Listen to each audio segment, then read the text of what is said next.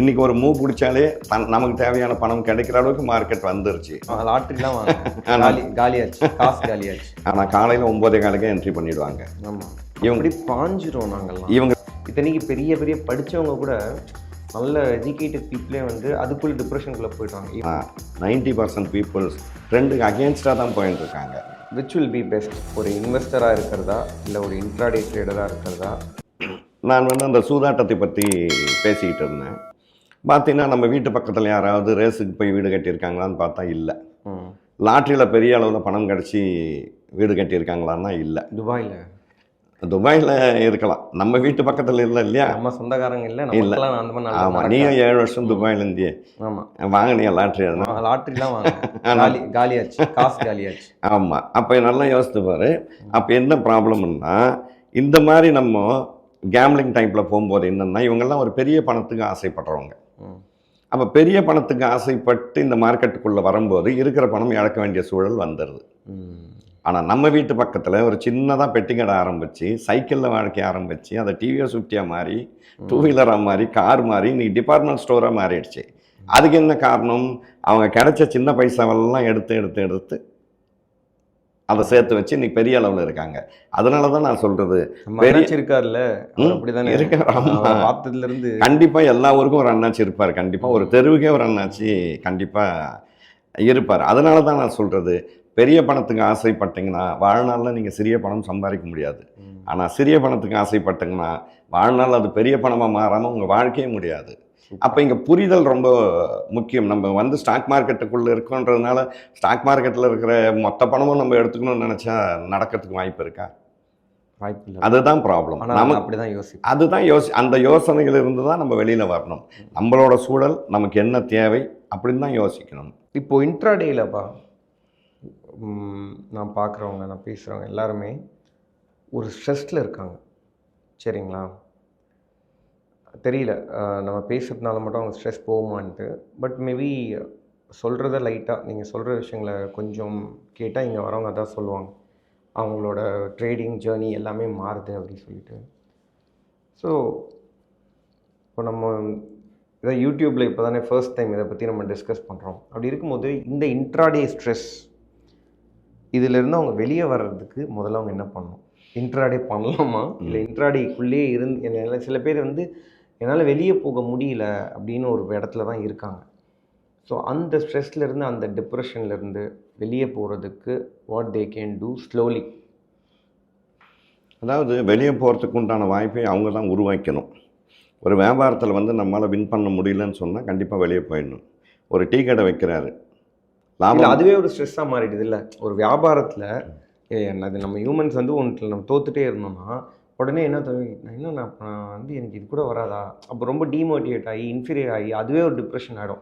நம்மக்கிட்டேருந்து இவ்வளோ காசு போயிடுச்சு, அந்த வியாபாரம் என்ன கற்றுக்கவே முடியாதா? இத்தனைக்கு பெரிய பெரிய படித்தவங்க கூட நல்ல எஜுகேட்டட் பீப்புளே வந்து அதுக்குள்ளே டிப்ரெஷனுக்குள்ளே போய்ட்றாங்க. Even doctors, engineers, who I'm saying, நான் இதெல்லாம் படிச்சுட்டேன், பட் ஆனால் இது மூலமாக நான் லாஸ் பண்ணிகிட்டு இருக்கேன். அதுவே ஒரு டிப்ரெஷன் இல்லை? வெளியே போயிட்டோன்னு சொல்லிடுறீங்க, வெளியே போக முடியாமல் தான் நீங்கள் இவ்வளோ பேர் உட்காந்துட்ருக்காங்க ஸ்ட்ரெஸ்ஸில். அதாவது இப்போ நீ வந்து ஒரு ஐஏஎஸ் ஆகணும், எக்ஸாம் எழுதுறேன்னா ஓகே, நீ வந்து ஒரு முறையில் 2 முறையில் 10 முறை கூட நீ எக்ஸாம் எழுதலாம். இல்லை ஒரு கேமில் ஜெயிக்கணும்னா நீ 10 முறை கூட போய் நீ கற்றுக்கலாம். அங்கே எந்த விதமான பாதிப்பும் இருக்காது, உங்களோட உழைப்பு மட்டும்தான் இருக்கும். இங்கே பணத்தை இல்லை விரயம் பண்ணுறோம், அப்போ வெளியே போய் தானே ஆகணும். ஏன்னா பணம் வந்து நீங்கள் செலவு பண்ணுற ஒவ்வொரு ட்ரேடர் செலவு பண்ணுற பணமும் அவரோட பணம் கிடையாது, அவரோட ஃபேமிலி ஃபண்டு. அப்போ அவர் எவ்வளோ கேர்ஃபுல்லாக இருக்கணும். இன்னொன்று, இவர் பண்ணுற தவறுக்கு அந்த ஃபேமிலி ஃபஸ்ட்டு பாதிக்குது. மிஸ்டேக் பண்ணது இவர், ஆனால் ஃபஸ்ட் பாதிக்க போகிறது அந்த குடும்பமும் சேர்ந்து தானே பாதிக்க போகுது. அப்போ அவர் முடிவு பண்ணணும், நமக்கு இந்த வியாபாரம் பண்ண தெரில, அப்போ நம்ம வந்து வெளியே போயிடணும்னு. அப்படி வெளியே போகிறதுக்கு உண்டான வாய்ப்பு இல்லைன்னா, ஏன்னா இந்த பிஸ்னஸில் வெளியே போகிறதுக்கு உண்டான வாய்ப்பு ரொம்ப ரொம்ப ரொம்ப குறைச்சல். ஒன்ஸ் நீங்கள் இன்ட்ராடேக்குள்ளே உள்ளே வந்துட்டிங்கன்னா வாழ்நாளில் வெளியே போக முடியாது. நான் நிறைய இடத்துல சொல்லியிருக்கேன். டாக்டர் சொல்கிறாரு உங்களுக்கு அடுத்த நிமிஷம் உயிர் போக போகுதுங்கன்னா, ஒரு நிமிஷம் இருக்குது சார், எஸ்பிஐ ரேட்டுன்னா கேட்டால் தான் அவரோட ஆன்மா சாந்தி அடையும்.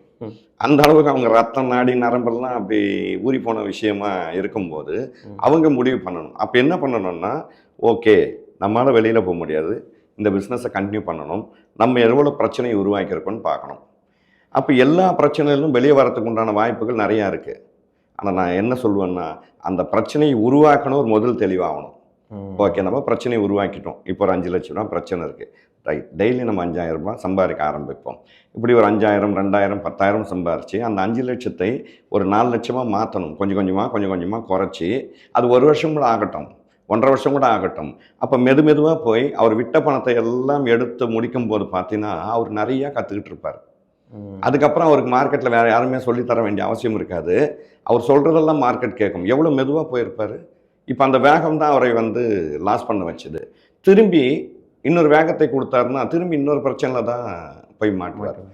அதே மாதிரி நான் நிறைய இடத்துல சொல்லியிருக்கேன், எல்லாரோட பிரச்சனையும் உங்கள் கைக்குள்ள அடங்குற மாதிரி வைங்க. என்னால் 10,000 ரூபாய் தாங்க முடியுமான்னா 10,000 ரூபாய் லாஸுக்கு ஓகே. ஆனால் 10,000 ரூபாய் தான் தாங்க முடியுன்றவர் 1 லட்ச ரூபாய் லாஸ் பண்ணியிருக்காரு. அதனால தான் இந்த அழுத்தம் வந்து எங்கேருந்து வருது, கைமீறி போயிட்டே இருக்குது. அதை எப்படி சரி பண்ணுறதுன்னு தெரில. அப்போ சரி பண்ணுறதுக்கு யாராவது சப்போர்ட் தேவை. ஒன்று, உனக்கு பணம் கொடுத்து சப்போர்ட் பண்ண ஆள் இருக்கணும். இல்லையா நீயே புரிஞ்சுக்கிட்டு மெதுவாக போகணும். இல்லைன்னு சொன்னால் அந்த 90 பேரில் எப்பவுமே ஒரு ஆளாக இவங்க இருந்துக்கிட்டே தான் இருப்பாங்க. ஓகே, இப்போது ஃபைனலாக ஒரு கொஸ்டின் கேட்கணும்னு நினைக்கிறேன் இந்த எபிசோட் முடியும் போது. இப்போ நெக்ஸ்ட் ஒரு 5 years to 10 years which will be best? ஒரு இன்வெஸ்டராக இருக்கிறதா, இல்லை ஒரு இன்ட்ராடே ட்ரேடராக இருக்கிறதா? இன்ட்ராடேஸ் டெய்லி பண்ண போகிறோம், அது ஒரு ஒரு ஒரு பார்ட் ஆஃப் இன்கம் மாதிரி அது. பட் ஜென்ரலாக வந்து இப்போது இது ஒரு கொஸ்டின் வரும், நெக்ஸ்ட் 5 yearsல எப்படி இன்ட்ராடே இருக்கும், நெக்ஸ்ட் 10 yearsல எப்படி இருக்கும், முதல்ல இருக்குமா இருக்காதா, இந்த மாதிரிலாம் தாட் இருக்கும். ஸோ உங்களோட அதாவது இன்ட்ராடேன்னு ஒரு கான்செப்ட் ஆரம்பித்த காலத்துலேருந்து இன்றைக்கி வரைக்கும் அது ஒரே மெத்தடில் தான் போயின்னு இருக்கு.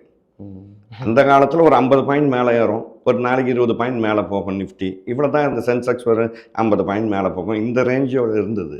வால்யூம் இன்க்ரீஸ் ஆகி இன்றைக்கி சாதாரணமாக ஒரு 200 பாயிண்ட் 300 பாயிண்ட் ஈஸியாக மூவ் ஆகுது. இன்றைக்கி ஒரு மூவ் பிடிச்சாலே நமக்கு தேவையான பணம் கிடைக்கிற அளவுக்கு மார்க்கெட் வந்துருச்சு. நிறைய படித்தவங்க தான் இப்போ மார்க்கெட்டுக்குள்ளே இருக்காங்க. நிறைய புரிதல் இருக்குது, நிறைய கற்றுக்க முடியும். லேர்னிங்க்கு வந்து இங்கே நிறைய விஷயங்கள் இருக்குது. ஆனால் இவங்க எல்லாமே பரபரப்புக்குள்ளே போய் சிக்கிக்கிறாங்க. இப்போது இன்ட்ராடே இன்னும் 5 வருஷம் பெஸ்ட்டாக இன்வெஸ்ட்மெண்ட்டுன்னா இன்ட்ராடேவும் பெஸ்ட்டு தான். ஆனால் இன்ட்ராடேவை வியாபாரமாக பண்ணணும். வியாபாரம் என்னன்னா எந்த ஒரு வியாபாரியாக இருந்தாலும் தனக்குண்டான அந்த ஆப்பர்ச்சுனிட்டி வரும்போது தான் அந்த பொருளை எடுத்து விற்பாங்க. எதிர்களில் நிறைய வியாபாரம் நடக்குதுன்றதுக்காக ஒரு ரோட்டில் போகிறவனெல்லாம் கூப்பிட்டு கடன் கொடுத்துக்கிட்டு இருக்க மாட்டாங்க. ஒரு நாள் ஃபுல்லாக ஆளே வரனாலும் கடையை மூடிட்டு போவாங்க. ஆனால் இங்கே என்ன ஆகுதுன்னா 20 நாளும் நான் ட்ரேட் பண்ணணும்னு நினைக்கிறாங்க. இவங்க ஆப்பர்ச்சுனிட்டிக்காக வெயிட் பண்ணுறதில்ல. எனக்கு தெரிஞ்சு நிறைய டெக்னிக்கல் தெரிஞ்சவங்க இருப்பாங்க. ஆனால் காலையில் 9:15 என்ட்ரி பண்ணிவிடுவாங்க. இவங்க பாஞ்சிரும். நாங்கள்லாம் இவங்க செட்டப் பார்த்தீங்கன்னா 11 மணி 12 மணிக்கு வந்திருக்கோம். இப்போ அவங்க செட்டப் வந்திருக்கோம், என்ட்ரி பண்ணது எத்தனை மணிக்கு? 9:15க்கு. இப்போ அவங்க செட்டப்பையும் அவங்க நம்ப மாட்டாங்க. ஏன்னா இவங்க வாங்கி வச்சுருக்காங்கல்ல, அந்த செட்டப் அவங்களுக்கு செல்லு கூட சொல்லலாம். அப்போது இன்ட்ராடே ட்ரேடரோட மனநிலை எப்படி இருக்குன்னா, நான் வாங்கிட்டா மேலே போகணும், நான் விற்றுட்டா கீழே வரும், அந்த மைண்ட்லேயே இருக்காங்க. ஆனால் பேசும்போது என்ன சொல்லுவாங்கன்னா, ட்ரெண்டோட போகணும், ட்ரெண்டு தான் ஃப்ரெண்டுன்னு. ஆனால் 90% பீப்புள்ஸ் ட்ரெண்டுக்கு அகேன்ஸ்டாக தான் போயின்னு இருக்காங்க. அதனால் வந்து இன்ட்ராடேயில் வந்து நம்மளோட இன்வெஸ்ட்மெண்ட்டுக்கு தகுந்த அளவுக்கு லாபத்தை எதிர்பார்த்து ஆப்பர்ச்சுனிட்டி இருக்கிற இன்றைக்கி மட்டும் நம்ம ட்ரேட் பண்ணும்போது ஒரு ரீசனபிள் ரிட்டர்ன்ஸ் வந்து அது கொடுக்கும். ஒரு வேலைக்கு போனால் என்ன சம்பளம் கிடைக்குமோ, ஒரு அவங்கவுங்க லெவலுக்கு எந்த வியாபாரம் பண்ணுறாங்களோ அந்த வியாபாரத்தில் என்ன கிடைக்குமோ அது வந்து கொடுத்துக்கிட்டு இருக்கும். இல்லைங்க நான் இந்த பிஸ்னஸ்க்கு வந்து நான் அடிக்ட் ஆகிட்டேன், எனக்கு காலையில் 9:15 கை காலெலாம் பரபரப்பாகுதுன்னா இந்த பிஸ்னஸ் விட்டுட்டு போகிறது தான் நல்லது. புதுசாக வர்றவங்க முதலே யோசித்துக்கிட்டு வரணும். இன்வெஸ்ட்மெண்ட்டில் பார்த்தா ஒரு லாங் டைமில் ஒரு ஐடியா பண்ணிக்கணும். இன்னும் 10 இயர்ஸ்க்கு நமக்கு என்னெல்லாம் டிமாண்ட் செக்டார் இருக்குது அதை யோசிக்கணும் ஃபஸ்ட்டு. அப்போ டிமாண்ட் செக்டார்னா ஃபார்மா செக்டார் இருக்குது, பவர் செக்டார் இருக்குது, பேங்கிங் இருக்குது, ஆயில் இருக்குது. இந்த மாதிரி டிமாண்ட் எதெல்லாம் இருக்கும். இன்ஃப்ரா இருக்குது, ரயில்வேஸ் இருக்குது. இன்ஃப்ராலாம் எவ்வளோ தேவைப்படும் இல்லையா? ஒரு 10 இயர்ஸ்க்கு வந்து ஒரு எதெல்லாம் டிமாண்ட் செக்டார் இருக்கோ அதில் வந்து இவங்க என்ன பண்ணணும்னா நல்ல ப்ரமோட்டர்ஸ், இவி, ஆமாம் இவி எல்லாம் எடுத்துக்கிட்டு இப்போ தானே வரப்போகுது, பூம் ஆக போகுது. அப்போ இதெல்லாம் நம்ம எடுத்துக்கிட்டு வரும்போது என்ன ஆகும்னு சொன்னாங்க, அதில் நல்ல ப்ரமோட்டர்ஸ் யார் வந்து ரியல் பிஸ்னஸில் இருக்காங்க. பொலிட்டிக்கல் இன்ஃப்ளூயன்ஸ் இருக்கிற கம்பெனியில் போய் இன்வெஸ்ட் பண்ணக்கூடாது, அது வந்து ப்ராப்ளம் வரும். அதே மாதிரி கவர்மெண்ட் பாலிசி மாறுற செக்டார்லேயும் நம்ம வந்து இன்வெஸ்ட் பண்ணக்கூடாது, ஏன்னா பாலிசி மாறிக்கிட்டே இருக்கும். அப்போது ரியல் பிஸ்னஸில் யார் இருக்காங்க அந்த பிஸ்னஸ் பீப்புளை நம்ம செலக்ட் பண்ணிக்கிட்டு கொஞ்சம் கொஞ்சமாக இந்த மாதம் ஃபார்மா வாங்கணுமா, அடுத்த மாதம் பவர் வாங்கணுமா, இன்ட்ராடேயில் ஒரு 2000 கிடச்சிதா ஒரு ஸ்டாக், இந்த மாதம் ஃபார்மா, அடுத்த மாதம் பவர், இப்படி வாங்கி வரும்போது என்ன ஆகும்னா அது அக்குமுலேட் ஆகும். அப்போ அது 5 இயர்ஸ் 10 இயர்ஸில் பார்த்தீங்கன்னா அது பெரிய விஷயத்தை கொடுக்கும். நான் உனக்கு முதல் சொன்ன மாதிரி தான், பெரிய அளவில் என்னோட அசட்டை நான் டெவலப் பண்ணணும்னா இன்வெஸ்ட்மெண்ட் முக்கியம். ம். அதுக்கு உண்டான சின்ன சின்ன பணத்தை வந்து சரியான முறையில் எடுக்கணும்னா இன்ட்ராடே பெஸ்ட். பர்ஃபெக்ட். ஸோ வந்து நான் ஒரு இன்வெஸ்டர் ஆகிறதுக்கு இன்ட்ராடேவை நான் யூஸ் கூட பண்ணிக்கலாம். தாராளமாக நீங்கள் பண்ணிக்கலாம். வெளியே இருந்து ஃபண்ட் இல்லாமல் நான் இன்ட்ராடேலேயே ஃபண்ட் பண்ணி அதில் வரது சின்ன சின்னதாக நீங்கள் சேவ் பண்ணி அது நம்ம போர்ட்ஃபோலியோவை கண்டிப்பாக இன்க்ரீஸ் பண்ணிடும். இன்க்ரீஸ் பண்ணலாம். சூப்பர்ப்பா. நான் வந்து உன்னை நெக்ஸ்ட் இன்டர்வியூவில் வந்து மீட் பண்ணுறேன். மீட் பண்ணும்போது நீ எனக்கு ஒரு பதில் சொல்லு. நீ நிறைய பேர்கிட்ட பேசிக்கிட்டு இருக்க, திங்க் க்ரீன் ட்ரேட் க்ரீன் சொல்லிட்டு எல்லாரையும் அப்படி மாற்றிக்கிட்டு இருக்க. ஏதோ ஒரு மயக்கத்தை வந்து உருவாக்கி எனக்கு அதில் ஒரு பெரிய திருப்தி தான், என்னால் பண்ண முடியாத வந்து நீ பண்ணிக்கிட்டு இருக்கியான்ட்டு. பட் எனக்கு நீ நெக்ஸ்ட் டைம் பார்க்கும்போது அந்த ட்ரேடர்கிட்ட பேசும்போது எந்த ட்ரேடருக்காவது டார்கெட் இருக்கா, அவங்க வாங்குகிற ஸ்டாக்குக்கு எம்ஆர்பியை ஃபிக்ஸ் பண்ணுறாங்களா, விட்ட வேகத்தில் அதை விரட்டிக்கிட்டு ஓடுறாங்களா, இல்லை இருக்கிற பிரச்சனையை நான் கொஞ்சம் கொஞ்சமாக சரி பண்ண போகிறேன்னு நினைக்கிற மனநிலை இருக்காங்களான்னு கேட்டுட்டு சொல்லணும். நம்ம அதை பற்றி தான் அடுத்த இன்டர்வியூவில் வந்து டிஸ்கஸ் பண்ண போகிறோம். கண்டிப்பாக நிறையா பேசுகிறதுக்கு இருக்குது, கண்டிப்பாக பேசலாம். Thank you so much. ஆக்சுவலாக இந்த ஒரு செட் ஆஃப் டிஸ்கஷன் வந்து உங்களுக்காக தான். ஏன்னா there are lot of messages we get, நிறைய இன்ஃபர்மேஷன் தெரியாமல் இருக்குது அப்படின்ட்டு. ஸோ இது உங்களுக்கு ஒரு ஐடியாஸ் கொடுத்துருக்கோன்னு நினைக்கிறேன். பீயிங் அ இன்ட்ராடே ட்ரேடர் ஒரு இன்வெஸ்ட்மெண்ட் ட்ரேடர் ஒரு கேரி ஃபார்வர்ட் பண்ணுறவங்க எல்லாருக்கும். ஸோ இப்போ நாங்கள் சொல்கிறது வந்து இதை பண்ணுங்கள் அதை பண்ணுங்கன்றதுக்கான விஷயங்கள் கிடையாது, ஓகேங்களா? பட் பண்ணுறதை கரெக்டாக பண்ணுங்கள். Be responsible like whatever you do. இதுன்னு கிடையாது, எந்த ஒரு விஷயமா இருந்தாலும். அண்ட் இந்த மாதிரி ஒரு டேயில் இந்த ஒரு செஷன் ஆரம்பித்து அப்பா கூட டிஸ்கஸ் பண்ணது I'm very happy. More sessions to come. நிறையா விஷயங்கள் நாங்கள் எந்த மாதிரி விஷயங்கள் டிஸ்கஸ் பண்ணால் நல்லாயிருக்கும்னு சொல்லி கமெண்ட் செக்ஷனில் கண்டிப்பாக சொல்லுங்கள். We will work on it. அந்த மாதிரி உங்களுக்கான ஒரு வீடியோஸும் கண்டிப்பாக இனிமேல் ரெகுலராக போடுறதுக்கு கண்டிப்பாக நாங்கள் ட்ரை பண்ணுறோம். Thank you so much and think green, trade green. Have wonderful day. Thank you.